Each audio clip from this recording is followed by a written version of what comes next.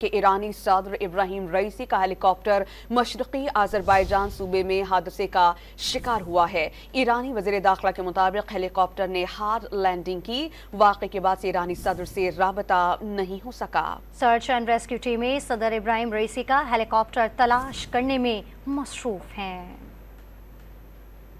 ایرانی میڈیا کے مطابق ایرانی صدر ابراہیم رئیسی کا ہیلی کاپٹر اس وقت حادثے کا شکار ہوا جب وہ ایران آذربائیجان سرحد پر ڈیم کے افتتاح کے بعد واپس جا رہے تھے۔ ہیلی کاپٹر کو ایرانی صوبے مشرقی آذربائیجان کے گاؤں ازی کے قریب حادثہ پیش آیا۔ ہیلی کاپٹر میں ایرانی صدر کے ساتھ وزیر خارجہ حسین امیر عبدالحیان اور گورنر مشرقی آذربائیجان سمیت مختلف شخصیات موجود تھیں۔ شدید خراب موسم کے باعث ہیلی کاپٹر نے ہارڈ لینڈنگ کی۔ ایرانی ہلال احمر کے مطابق 40 ٹیمیں ہیلی کاپٹر کی تلاش میں مصروف ہیں۔ شدید خراب موسم کی وجہ سے سرچ آپریشن میں مشکلات کا سامنا ہے۔